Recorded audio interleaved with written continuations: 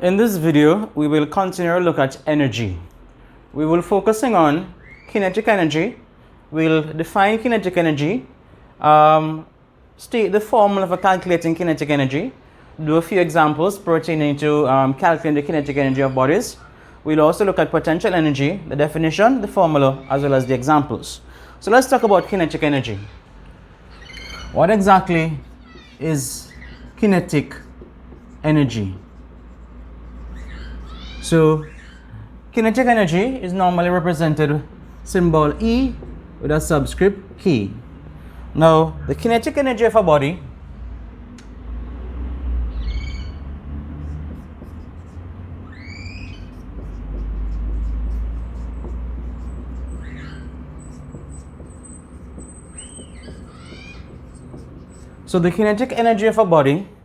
is the energy it possesses due to its motion. Right? So the kinetic energy of a body is the energy rather it possesses due to its motion. Right? So what does this mean? It basically means that if the body is not in motion, it possesses no kinetic energy.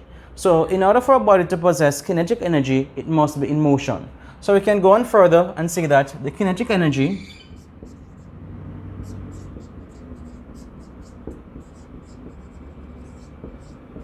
EK of a body of mass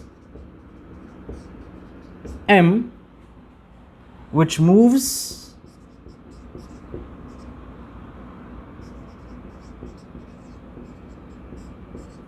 with a velocity v is given by EK equals a half mv squared.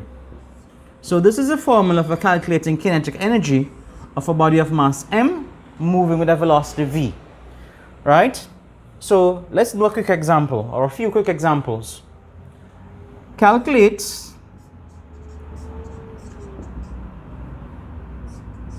the kinetic energy of a car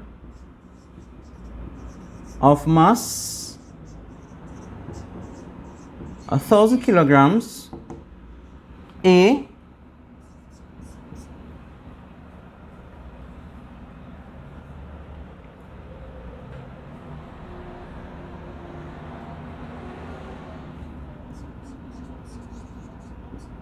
when it moves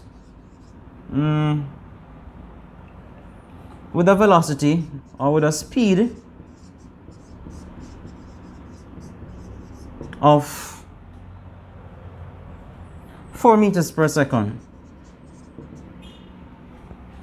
B when it is stationary.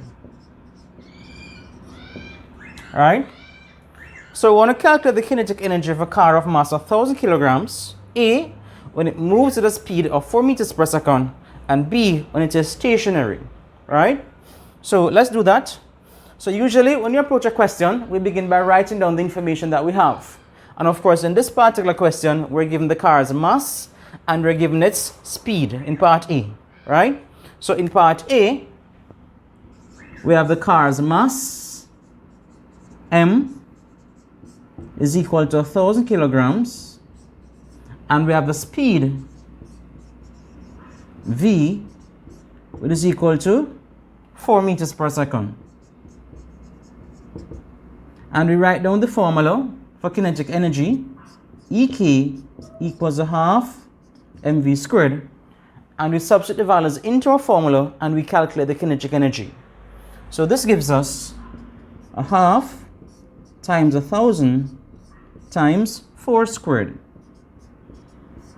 So 4 squared, that is 16. Half of 16, that is 8. 8 times 1,000, and that gives us 8,000 joules.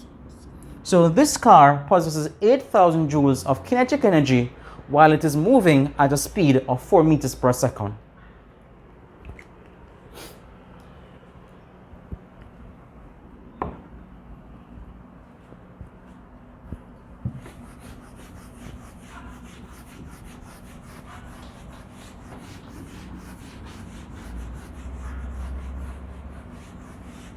So let's look at the second part of the question. The second part of the question basically wants us to calculate its kinetic energy when it is stationary. Now, what exactly does the word stationary mean? If a body is stationary, then this means, so stationary, then this means or implies that the velocity v is equal to 0. And of course, since we know that the kinetic energy is given by Ek is equal to a half mv squared, then if the velocity is 0, regardless of how large the mass is, then the body's kinetic energy will also be equal to 0. So in part B, this car has no kinetic energy because it is simply not moving. So we looked at a quick example of calculating kinetic energy. Later on, of course, we'll look at a few more examples. But of course, now let's move on to potential energy.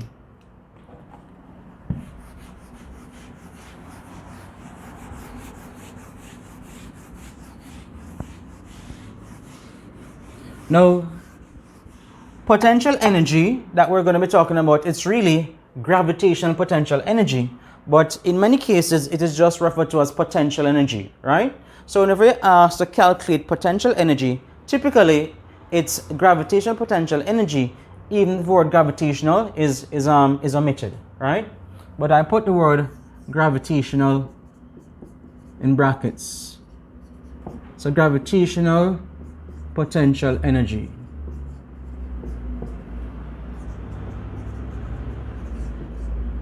So what exactly is gravitational potential energy?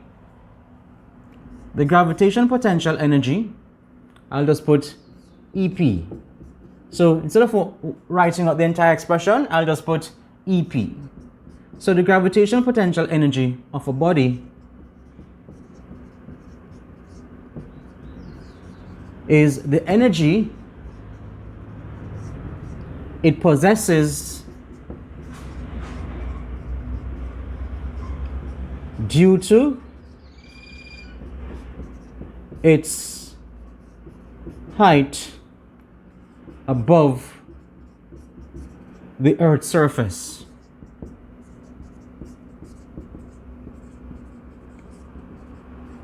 Right? So the gravitational potential of energy of a body is the energy it possesses due to its height above the Earth's surface.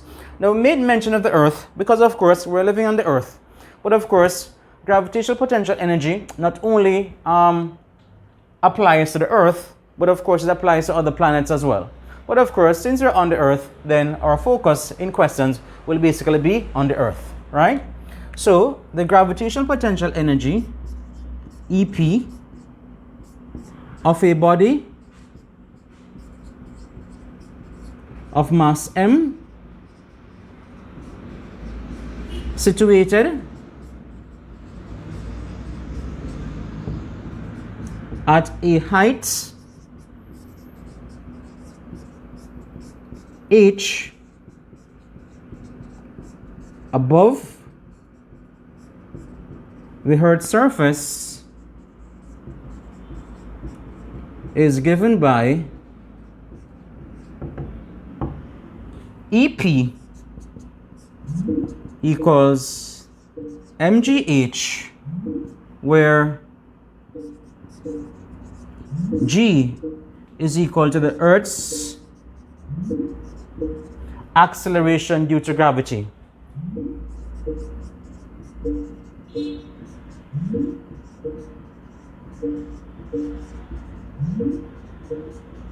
Right? So the formula for gravitational potential energy, EP equals mgh, where of course g is the Earth's acceleration due to gravity.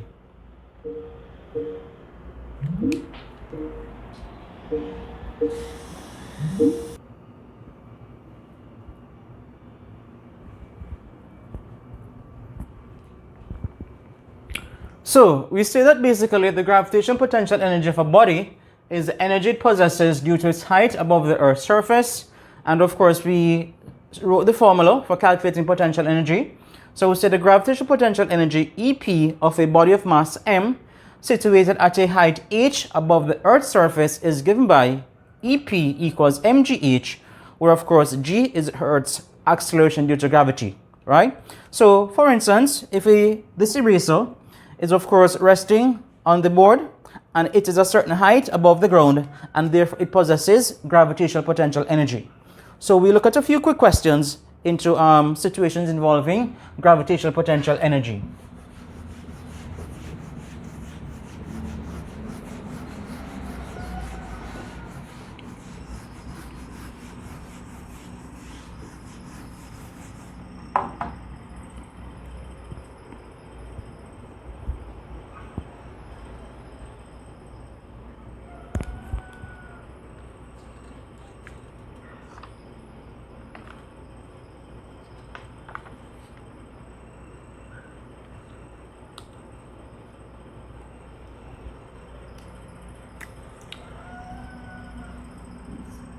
So say calculate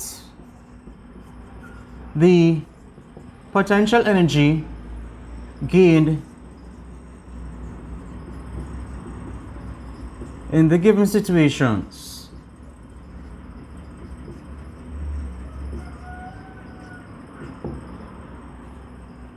One, a boy of mass 40 kilograms climbs a pole of height 10 meters. 2, box of mass 15 kilograms pushed along the ground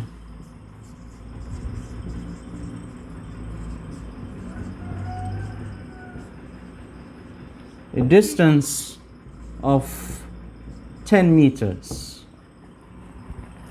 So let's look at these two situations. Now let's try another. Let me add a third.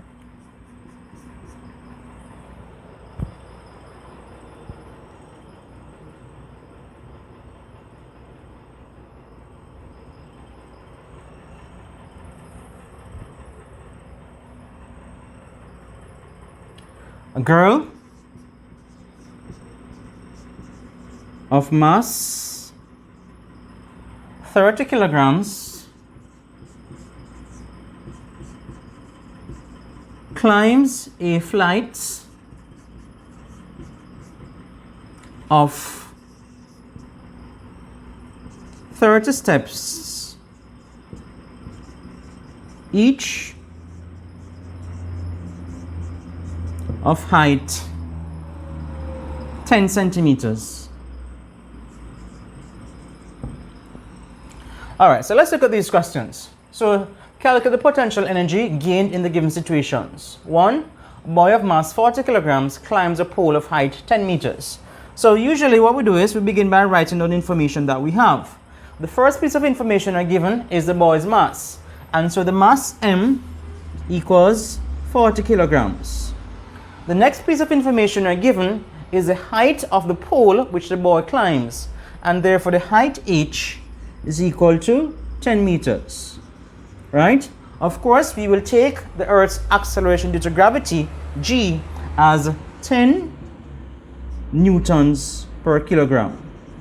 And so, with that information, we can now calculate the potential energy gained by the boy.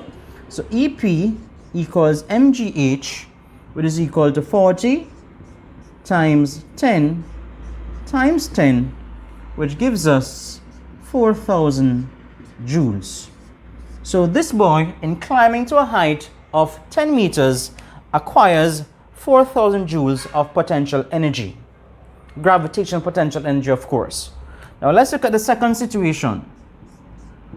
Now the second situation basically involves a box of mass 15 kilograms pushed along the ground a distance of 10 meters. Now, was any gravitational potential energy gained in this case? The answer is no. Why? Because simply the box was pushed along the ground. So it was pushed along the ground a distance of 10 meters. It was not lifted vertically. So for instance, if you push this eraser along the desk or along the board, it is not gaining any height. And therefore, because it's not gaining any height, it is not gaining any gravitational potential energy because it is simply moving horizontally. So in this particular case, we know the vertical height is 0, and therefore the gravitational potential energy acquired, EP, is equal to 0. Right? So in that case, the box is simply pushed along horizontal ground and therefore acquires no gravitational potential energy. Now let's look at part 3. Now in part 3, we're told that a girl of mass 30 kilograms climbs a flight of 30 steps, each of height 10 centimeters, and we want to find the gravitational potential energy gained by the girl in this situation, right? So in this situation, again, we begin by writing down the information that we have. And so we have the girl's mass, M, equals 30 kilograms, right? Now, she climbs a flight of 30 steps, each of height 10 centimeters. So therefore, the total height H, or height H, must be equal to the number of steps times the height of each step. So to calculate the vertical height through which a girl rises, we must multiply the number of steps she climbs by the height of each step. And of course, we must ensure the height is given in SI units, so therefore we must convert centimeters to meters. So we have 30 steps, so this is 30 times a height of each step of 10 centimeters, and right away we convert from centimeters to meters, of course, by dividing by 100. So this gives us 0.1 meter, and so therefore the total height she rises is 30 meters. Having determined that, we will then now calculate the potential energy gained in this situation. And so therefore EP is equal to mgh, which is equal to 30 times 10 times 3, which gives us 900 joules. So in climbing these 30 steps, each of height 10 centimeter, she gains 900 joules of gravitational potential energy.